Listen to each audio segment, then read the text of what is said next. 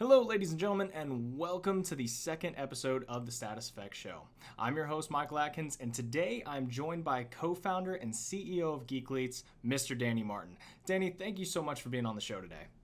Thank you so much. It's been a pleasure. Awesome. Now, for those of you who don't know, Geekletes is an esports ecosystem that integrates esports education, career opportunities, and competition all into one environment. Really cool stuff that they're doing over there. And Geekletes prides itself on offering the foundations to learn about and start your career within the gaming and esports industry by offering versatile and game-changing programs. So I am so excited to kind of delve into this, learn more about this. Personally, I know a little bit about esports, but I'm also trying to broaden my knowledge as well. So let's just kind of jump into it. How did Geekletes start?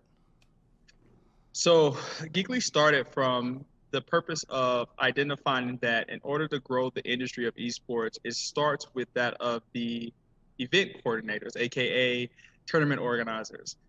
In college, I was a tournament organizer. I understood the components of Xbox and PlayStations, build individuals or fix individuals' consoles. I knew which games they played, and so it allowed me to have a little bit more. I was a little bit more advanced when it came down to marketing tournaments because I knew exactly who played what by just looking at what games that you had saved in your console when I'm fixing it. So I used that as a perfect stepping stone to host Madden tournaments, NBA 2K tournaments, and all type of different tournaments on campus. And ultimately, I started recognizing that everybody doesn't have that same privilege. And if you wanted to become a tournament organizer, you had to invest in yourself. And typically, when you do a tournament, you're not going to expect 1,000 people inside your tournament. You make an X amount of revenue. You're likely going to start your tournaments and you may lose some money. Most likely, you will lose capital. So I really want to just find a way to make that barrier of entry much less daunting. And so we started focusing in on a software platform that we can create because ultimately, if you are a gamer and you want to become a professional gamer, you have to enter into tournaments. But if there's not a lot of tournaments going on, then it's almost like crabs in a bucket, right? It's just everybody is trying to go for that straight big prize purse, and likely you may get distraught. It may startle you a little bit because you may not be winning these tournaments. And so ultimately, in order to fix that, it's just about building more tournament organizers so there can be more tournaments going around the nation. If you're a gamer, you can see there's 10 tournaments going on in the local versus it just being one for the weekend.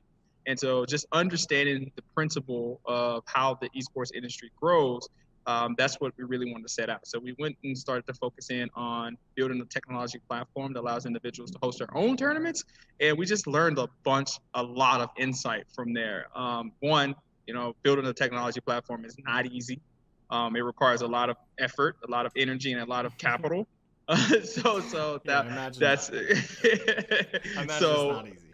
yeah, like so luckily I spent after college I spent about 3 years in Silicon Valley working with tech startups, and Wow. that helped me get a little bit better experience when it came down to raising capital and seeing some of the best engineers from MIT and Carnegie Mellon and going for Facebook. It was just a lot when it came down, so I kind of had a good foundation Okay. about tech startups and building tech web applications. And Uh, so ultimately, I looked at it as, all right, so if I am a gamer, I have a perspective of saying, am I cool as a gamer, or and do I feel confident? And the reason why I had to kind of I had to answer that question is because when when we first built the platform, we had to go test. We had to create an MVP, and we had to get individuals to host their tournaments and bring their gamers. We had to ask them things about, like how's your experience on this platform? How's the UI? How's the UX? The experience and the user interface, just for individuals who may not know, and just overall say, is this a good product or not? Is this tapping into the authenticity of the industry? So we just went and traveled and went to local tournaments and a whole host of other things. And ultimately, we looked at it from a perspective of saying, okay, well, we have this space. We're allowing you guys to be able to engage, and now it's time to go raise capital. And when we started to raise capital, we were focusing on a game that wasn't as popular in the esports space from a genre perspective, and that's sports games. When you have like the MOBAs like League of Legends and Dotas and all of the other spaces that are there, these games are highly known for big prize purses and many fans and a lot of engagement. And so an investor is, when they go to the newspaper, they're going to see that game and they're going to be like, why are you not focusing on that game? And that was going to be a follow-up question I had is what drove you to focus on NBA 2K and more in sports games as a broad term? Man, I grew up where my parents were like, "Hey, you got a basketball. You're gonna be competing. You're gonna be a next NBA star." And I felt that, and I feel a lot of individuals feel that exact same way. So for me, I really wanted to be able to tap into the individuals who are interested in sports. Also, I recognize that if it is a smaller genre that has the potential, if somebody comes in there, they can actually shine more light on it, and you're now an early adopter. You're the reason why that actual genre has grown by utilizing your skill sets. And I knew that ultimately it will take time. So when you're tapping into this specific genre of individuals, you know that, one, there's a stigma of geek, that if you're a geek, you're not cool. Yeah. And I looked at it as perspective of how can I make it to where a geek feels cool. And so when I coined the term Geeklete, I wanted the geeks to feel like athletes, and I wanted the athletes to feel like geeks, right? Yeah. And that just creates a great, that stops that barrier for entry. So now when I do go to that specific genre, when I go to that specific genre of individuals, minorities, individuals who are, minorities, and the individuals that play sports and understand sports.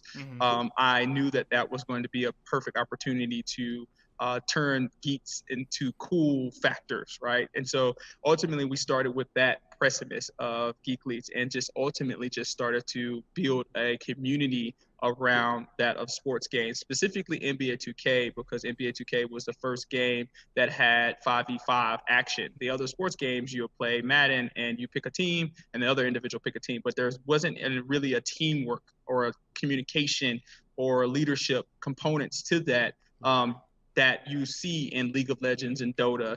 And so in 2016, 2K16, when they released Pro-Am 5v5, then that was our like booyah, like we can I can focus in on this, and I can actually show that there's teamwork and camaraderie in esports just like traditional sports. So that's how Geekly started. That's awesome. Well, I love what you guys are capturing over there, and you kind of touched on it. The word geek, nerd, gamer, it's kind of developed over the years, right? So it used to mean something sort of demoralizing. Oh, they're a geek, Yes. they're a nerd. Oh, they play video games. That's so dumb. But over the years, and especially when I was growing up and going out through middle, high school, college, things like that, it developed into a sense of pride. It's like, yeah, I'm a gamer. Yes. I play video games and I'm good at them. Like, I'm not Yes. going to apologize for that. Exactly. And it's to see the shift of mentality and tonality of the words. I absolutely love seeing it. And now everybody plays video games. I mean, you're starting to see the lines kind of blur between athlete and gamer, because you have, like you said, gamers who play sports, but also people who play sports also play games. Yes. I mean, it's insane. Like, I'm not sure how familiar you are with MLB's Trevor Noah, or not Noah. I'm sorry, not Noah. I was like, yeah, I know Trevor Noah. Not Noah. Trevor May. I apologize. Trevor May. He's a pitcher for, I want to say, I'm going to get this wrong, but the Twins. But he plays video games. I'm familiar. He streams with notable streamers like Ninja, Tim the Tatman. Yes. But it's breaking in. Post Malone. I mean, he plays Call of Duty on the regular. It's insane. So I love to see that it's breaking into multiple genres and that we are blurring those lines. And it sounds like you guys are trying to help with that as well, which is amazing. Exactly. So you kind of went over Geekletes' mission a bit. How are you guys, what does it take to simulate an environment for esports? So I know one of the things is you guys want to be able to sort of build an esports athlete from the ground up. What does it take to get in that mindset and to build that environment? Wow, that's a really good. So to segue from the first explanation of what is Geek Leads, when we were in the space, I converted a 2,000 square foot loft into a space where the actual tournament organizers can come and host their tournaments. Plus, it gave a space for the gamers to come and compete. And so in this instance, it was the perfect mesh between seeing live competition Hmm. and then also merging that with streaming capabilities and commentating capabilities and spectatorship capabilities. And Absolutely. so when you will walk in, on the top floor, the spectators can see the playing field, and then when the players get done competing, they can walk in and actually do podcasts, and I would talk to them about their experience, why did they miss that shot, or why did they make that play, and just basically give them a perspective of feeling as if like they're doing pregame and postgame interviews, just like traditional athletes.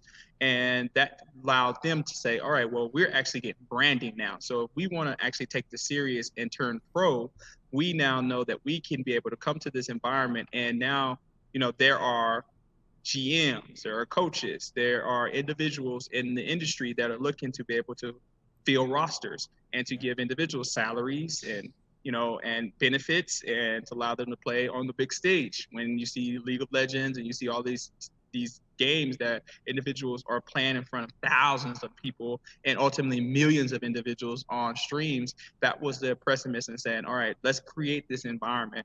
And once we created that environment, you started to see the passion grow within the individuals who were competing, and for also the individuals who were running the tournaments. You can see them looking at it as, man, I'm building a business. And then ultimately, you're also seeing the same dynamics where you have the energy, you have the coordination. Now you're inviting, videographers and photographers because they want to capture that content. And Yeah. so ultimately, you're now creating this, you're creating this environment where it's like a little small space, but it's almost like mimicking that if you were to go to an arena. And so that was our next rim, and our next realization is like, man, we actually this is becoming a lot of people are coming into this small space, so we actually need to actually build a bigger space Yeah. to adhere to more individuals. And once we recognize that that small space helped us produce now about 7 professional gamers that are competing and the professional rim who are making capital and a lot of capital right now. We were just like, all right, cool, this is a perfect opportunity to extend this development and actually bring it out to more people. And that's why we built out the current esports arena that we're in right now. That's amazing. So you guys have sort of fed people to the pro leagues and things like that. Yes, for sure. So at Okay. that point, at that time, NBA 2K. So when NBA 2K16, when I recognized about the pro am scene and started to build out the community, allow the players to come and play live because most of the players, their teammates were in different geographic locations. Hmm. So this was like the first time where they actually can see their teammates in person. It makes So a world of difference, doesn't it? yes, it definitely does. And when that came about, just by being able to build a team in a personal setting, just like traditional sports, that caught wind of the NBA 2K League that established about 2 years after 2K16. And at that point, I started making those connections with individuals like Ivan and Tawan, who's the coaches of Mavs Gaming and Next Gaming crew. And there's about 21 other teams that are in the NBA 2K League. So I made all the connections with these GMs and coaches.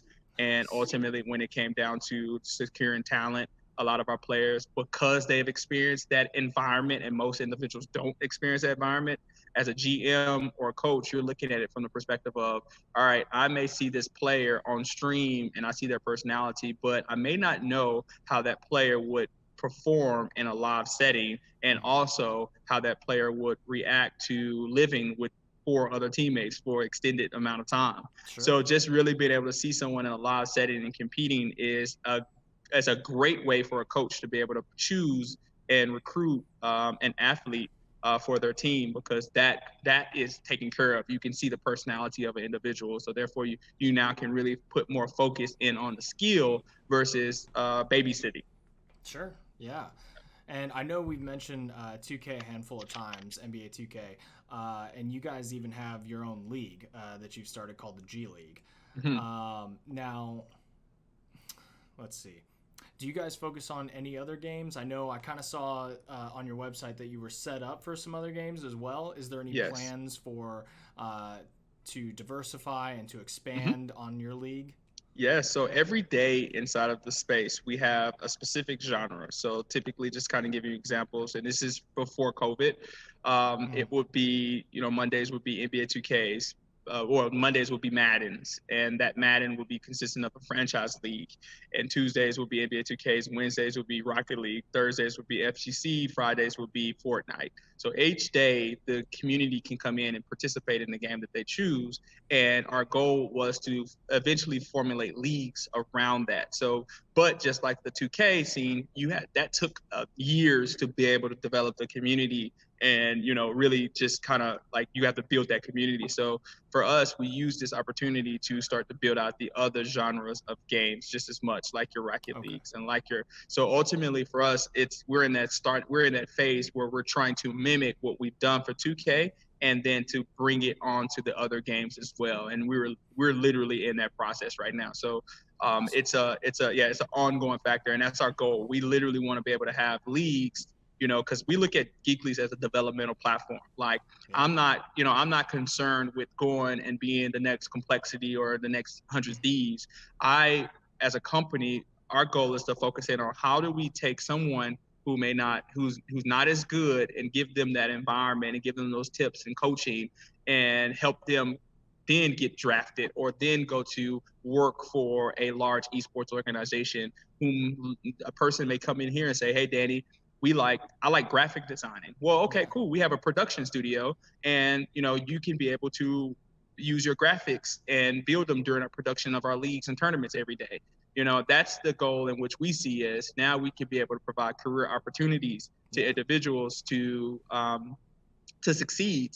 So when it came down to building out this esports, studios, we were like, okay, we can have an esports arena, but we're a developmental platform. So we actually needed it to be like almost like an incubator space, Hmm. where if you're a shotcaster, we have a shotcasting room. If you want to compete, we have the stage, plus we have practice and boot camp rooms and inside of the facility. And we have a 4,500 square foot space where, spectators and families can look and see what's going on the stage. But most importantly, we can have classrooms. We can incorporate curriculums to be able to teach individuals about management, marketing, Yeah. technology, production, and competition, and help be able to build a bridge amongst the schools and the high schools and the colleges. So we really want to look at our space as a total platform for development of new That talent to help grow the esports industry. that is absolutely what I'm talking about. That is amazing. The fact that you guys are so versatile. I mean, let let's take a second. I know you kind of touched on it a little bit as far as people who are interested in different things, graphic design, podcasting, and Mm-hmm. shoutcasting, things like that. So, say I am somebody who just found out about you guys, Mm-hmm. and I walk into Geekletes Center and I say, "Hey, I'm here. What do I do next?" Mm-hmm. I'm Yes. passionate about esports and I have X amount of skills. What do I do here? Yeah, so I started in esports organically, right? Okay. So I kind of want to keep that same authenticity and organic. And how most people get into the industry is that they attend events or they go into group chats and threads or Discord, and they just learn, right? They learn where they can fit. They ask questions. They experience the events. They build friendships and relationships, and then ultimately, just like life, those relationships says, hey, oh, I have this task that is burning and I need to be fulfilled. Could you help me? That Mm-hmm. person then says, oh yeah, I actually can. And that's how we've actually built our community here at Geek Leads. And we're not at the stage yet where it's like, this is this interview process and you have to go through these 6 or 7 steps. It's really Right. still in an organic state to where when I see someone, because I'm super involved in esports, I'm super involved in Geek Leads. When I Mm-hmm. see someone coming in here and they're competing and they're providing graphics or helping the community grow just organically, then it's an easy opportunity for me to say, hey, can be a great fit for our production crew, or hey, you may want to on one day come and actually be on the stream cast, right? You may Yeah. want to stream a game. We got many games going on in one day. You want to stream on this game, and if they say yes, then that's an easy way for them to get in, because ultimately our the way we're viewed is not like this top tier esports organization. So I have bandwidth to allow people to, jump into the pool and, get some reps in, as we say. Absolutely. I mean, that's amazing. The fact that somebody can just walk in off the street, say, "Hey, I have this passion, point me in the right direction," and you Yes, guys kind of facilitate that. I exactly. People who are watching this, you guys gotta go check out Geekletes. I mean, I'm getting amped here just like hearing about this, and this is amazing because back in January, I went to the In-Game Leaders Conference, right? Hmm. That was hosted at Esports Stadium Arlington, and that Hmm. kind of reignited my fire for esports in the industry, and just even from a marketing perspective, man, I mean, just hearing more and learning more about the industry just really gets me fired up. And we talked about this a little bit on the last podcast that I did with Jonathan Jordan, and uh, everything is just so genuine right now in this Yes. stage of esports.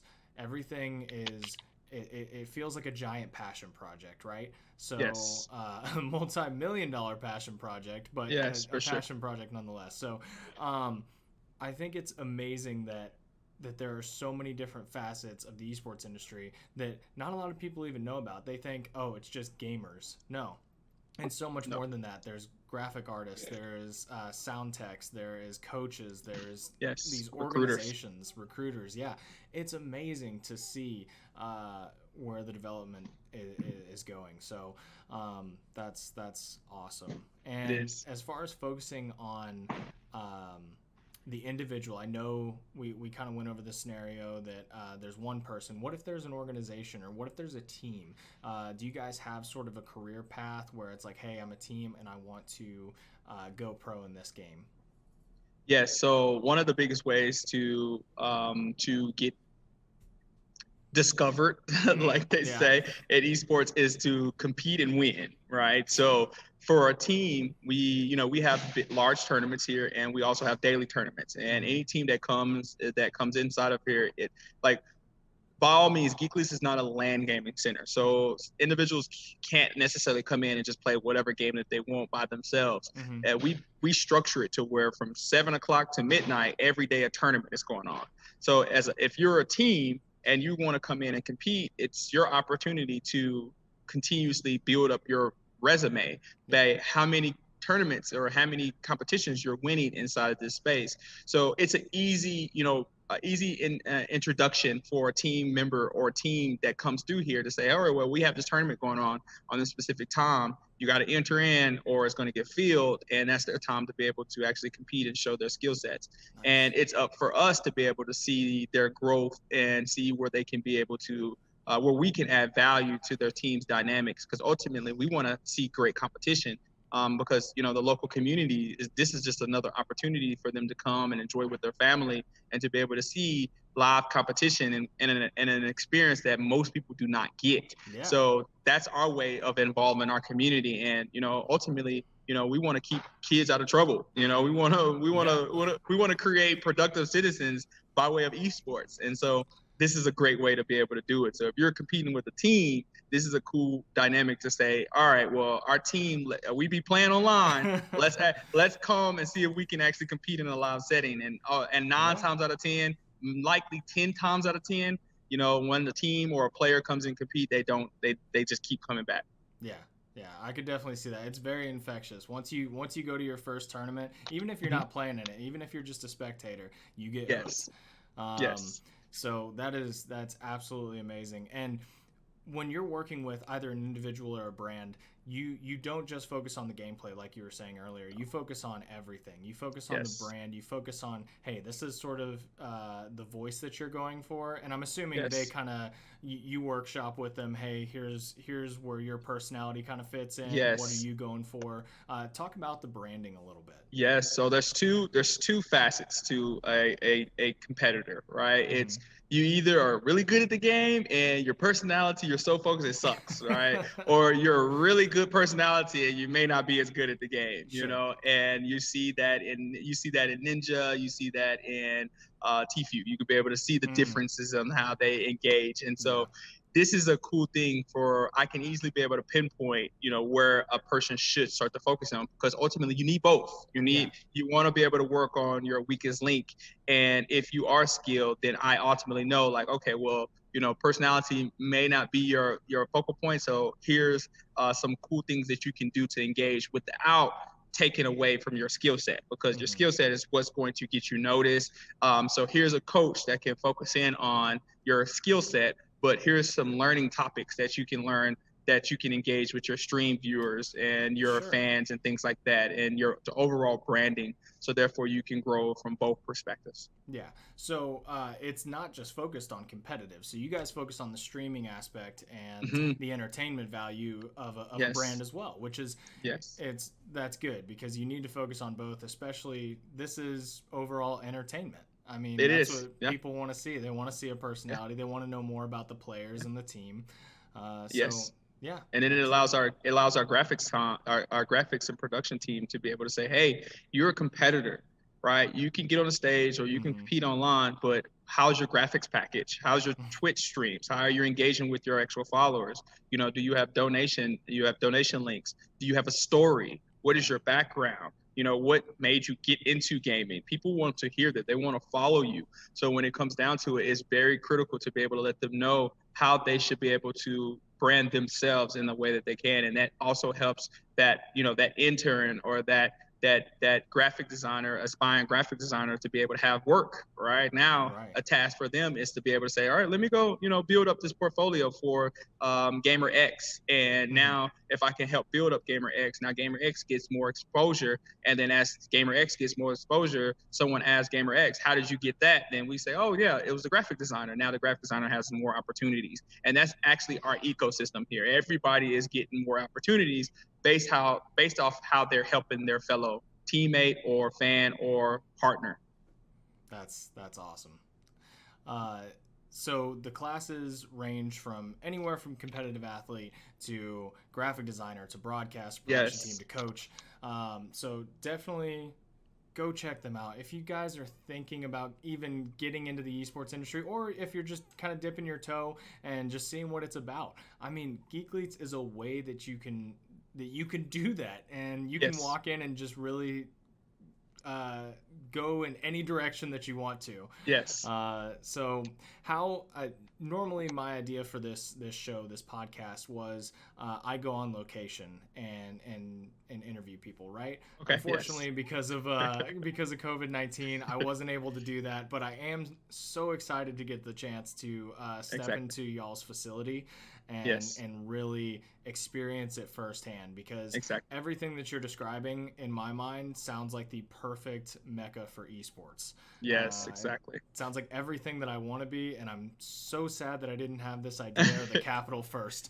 We're both in the same boat, man. It's a lot of elbow grease. It is, yeah. You guys have put so much work in. I mean, I can see the set, or I can see everything behind you, and just for sure, everything that goes into it, and the passion and the heart that you guys have put into this.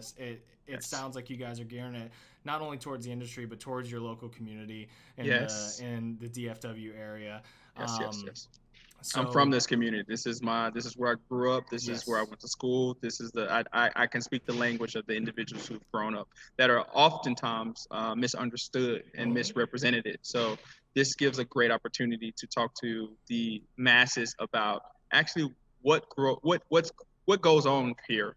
And I can be a person that people can see and be like, oh, well, if, Geekletes, if Danny has come from this environment, then there's hope. Yeah, absolutely. I mean, I know growing up, games kept me out of trouble.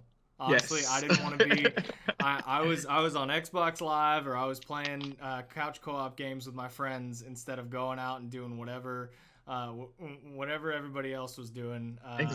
So that is amazing. And so because of COVID-19, I'm sure you guys have had to kind of scale back, shut down the facility just for health reasons. And what's the plan? What's the mission going forward once everything starts opening back up? Yeah, for sure. So right now, seeing that it is, we can't open. I've literally been in the studio just recording content for our Geekletes Masterclass, in which we were presenting, because right before COVID, we had schools literally going to bus their students here on March 23rd, go through our after school program from 4 to 6 p.m. and go through all our different segments of esports, marketing, management, technology, competition, and production.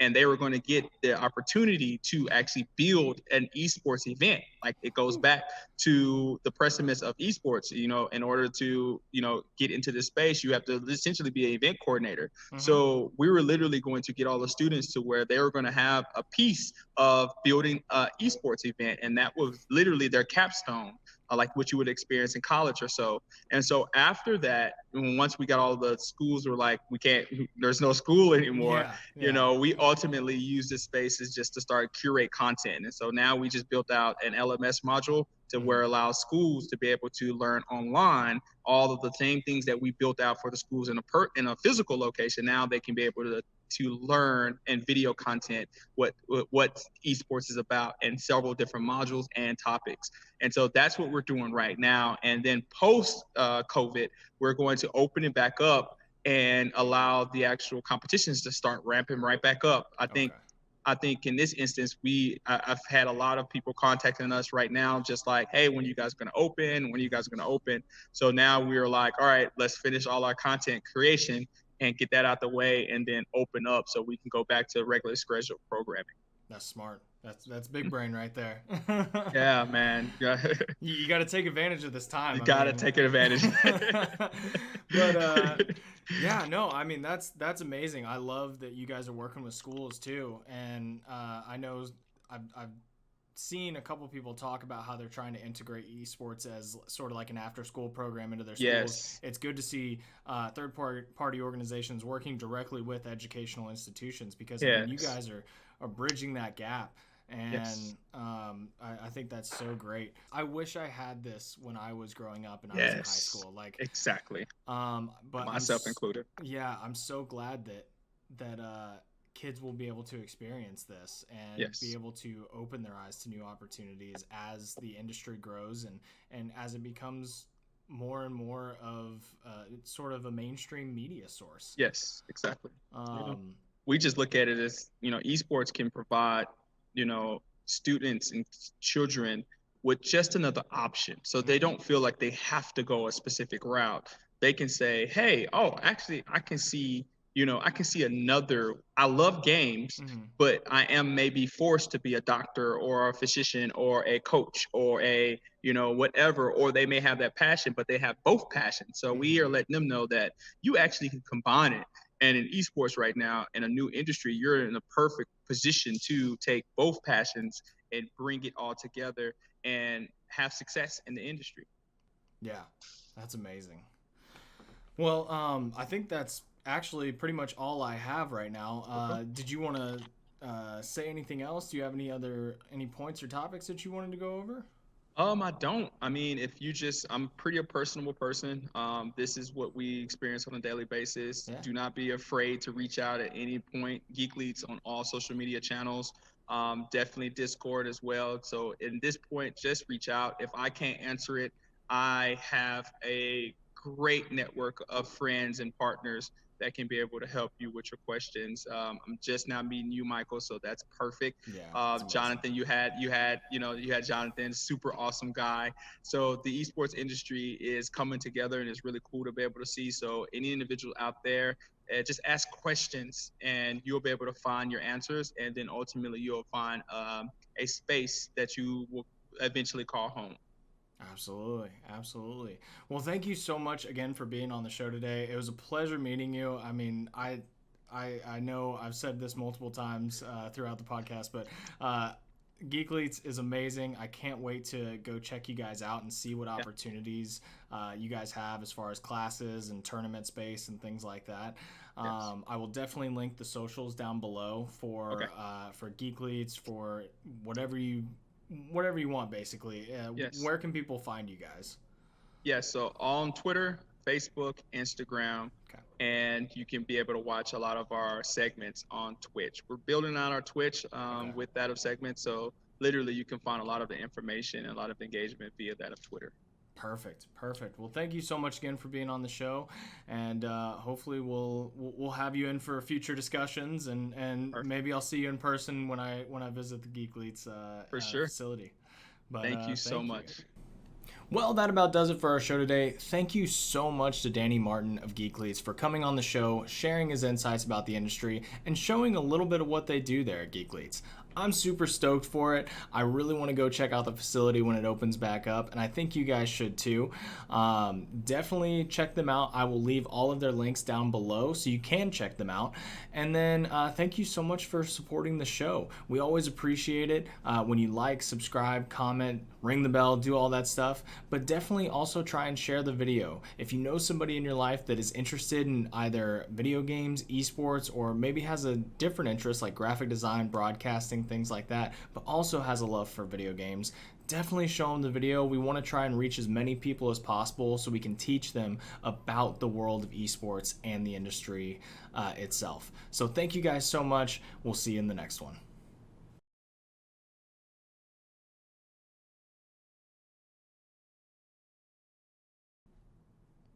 Yeah, it's amazing to see sort of how everybody is dealing with COVID-19. Each Hmm. industry is essentially trying to have to find ways in order to stay afloat or trying Yes. to make innovations.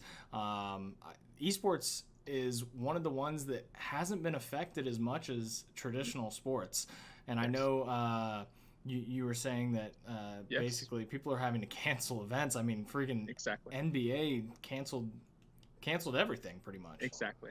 And it's cool to be able to see, like, for esports individuals, esports, I tell other individuals a lot, like, esports started in the local LAN cafes or the local Mm-hmm. arcades where pinball or Street Fighter machines were. You put a quarter in, and then everybody's sent around it about it because everybody's trying to get the highest score. Mm-hmm. And then when the console came about and online gaming, everyone was at home, and Mm-hmm. they were competing with people all around the world, which was awesome. And then ultimately, we kind of wanted that feeling of being back into that community, that space amongst individuals. So that's when you start to see your evos and all your large tournaments, come together, where it's 11,000 entrants and attendees that are just there because it's like a reunion. Mm-hmm. And when we started to identify, like, that's the case, you're it if with COVID, it just goes back to that of the online experience. So everybody goes back to what is normally done in esports, and that's just online tournaments, Mm-hmm. online panels, online everything. And so COVID didn't really impact esports as much because everybody just reverted back to their normal. And Yeah. that's, when it comes down to canceling a large League of Legends tournament or a Fortnite World Finals, it just goes now to, that of online. So that's a cool experience that we can revert, but it doesn't happen that way as much for the traditional element in regards to NBA or that Right. of concerts from a music perspective. And so to be able to see those entities reach Mm-hmm. out to esports entities to do online gaming and to engage with their fans from a different perspective is beyond amazing. Yeah. Like just yesterday, the NBA 2K League was debuted their first time on ESPN yesterday, right? Their first season, it was first time on ESPN, so their whole matches were played on ESPN. That's a first. That's And it's amazing. because there's no traditional sports going on. So, Yeah, we got to play something.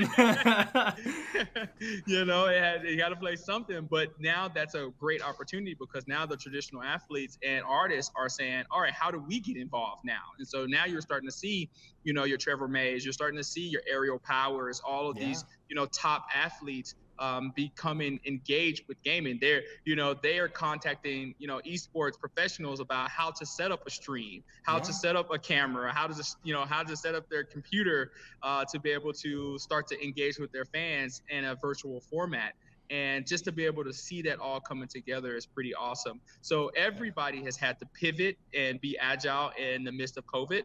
And it's really, really cool that now esports has elevated to a whole nother standard to where after COVID, people are going to really take esports serious, Yeah. even from that of a traditional influencer route. So all of these individuals who have millions of followers and Oh artists yeah. and athletes, they're literally going to take this serious, which ultimately transpires to that of the society. So now these gamers are now going to be rock stars.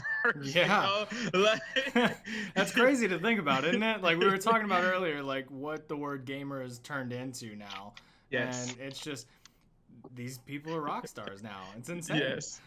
Um, yeah, you kind of touched on Mhm. Trevor May and people of that nature who are contacting, or well, I guess Trevor May, he was already on Twitch and Yes, kind of diversifying stuff with his traditional sports and his esports life. yes, Um, but yeah, there are so many people. I mean, Brendan Urie from Panic at the Disco, and yes. different artists who are trying to just use this time to um, essentially again diversify, because online Diversify. you can do it anytime. I mean, Anytime. Yes, given that you have internet, but especially right now since everybody's, hey, stay inside, now's the perfect time to create some good it is content. for sure, Um, definitely. People are Like we're doing online concerts now. Yes, and like we experienced just like recently, we're seeing like, all right, this is a perfect time for a large record label to come in and say, all right, here's our normal pipeline. When we do a concert, we have our artists who may Mm-hmm. not have as much followership, and there's new that we're trying to break. We allow that artist to, spend the first hour of a 6 hour show to be able to get on stage, and then the next hour will be, a more tenured artists are leading up to the main event. Right. And we're starting to see record labels that are approaching us to do online production in which they're engaging with games. And ultimately, now it gives opportunities for, like our next event is going to be with Aaron and Jeff Eisenman. Like these guys and That's ladies, amazing. they're like they're like the top of the top of esports hosting, and to now for them to be doing segments and production with that of these massively known artists in a structure that's similar to the traditional realm of concerts is pretty crazy to be able to see. Yeah. And it's cool to be able to identify how these record labels have pivoted. And it's just cool that as esports individuals we get to experience that, and it helps elevate the industry as a whole. Absolutely. I mean, this is insane. This is an insane time that we're living in. But man, it's Yes.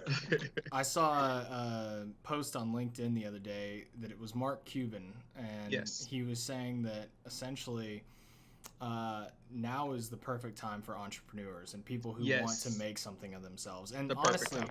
it kind of sparked this podcast in a way. That's good. Yeah, that mixed with Jonathan's DFW Esports group, both of those combined, I was like, you know what? I just need to get out there and I need to Yes. do this. Just gotta do it. I've had Yeah. this idea for a while, and that goes for anybody wanting to do something. Any Yes. entrepreneurs out there, anybody who's wanting to get into, You just gotta go. yeah, really any industry, just send it, just go. It's not Yes, too man. late, and I remember being in San Francisco, working with a couple tech startups, and when I first got down there, I was intimidated yeah, by, the skill set of all the individuals who went to top schools. Here I am from, Dallas, yeah, and you're experiencing some of the top engineers in the world. And for me, I went up there with just like looking at a book and just like I need to study, like feeling as if like I had to like learn, 2 years worth of knowledge in 2 days, yeah, and my CEO pulled me to the side and was like, man, put those books down. You're here for a reason. Just go build. Build, put it out there, and let people see it. And don't be scared of somebody saying that's not good. Just work to get it better and better and better. And once after understanding that, it just lets you go. Like you're just going balls to the wall with creativity and pushing it hmm out there.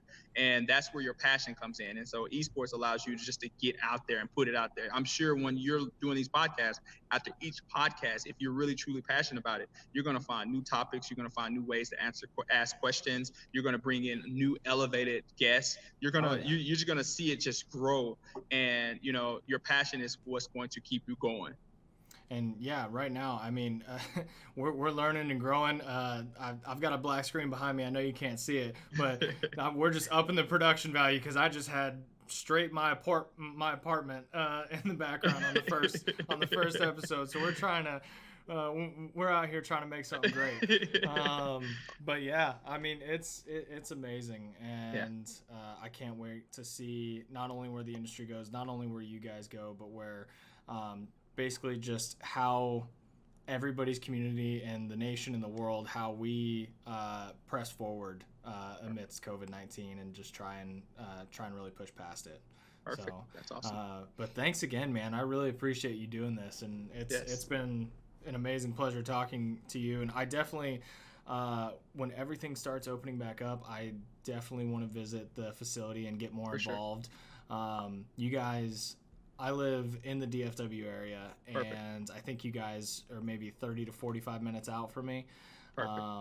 But I definitely want to keep in contact and try and build something and get involved into whatever you guys need help with and things like that. We're all for it. We're definitely all for it. Cool. Thank you so much. Thank you so much, Mike. Well, that's pretty much all I got for you. And you enjoy the rest of your day. Hopefully you don't have too much more to do. Yeah, it's going to be 2 o'clock in the morning. Oh, man.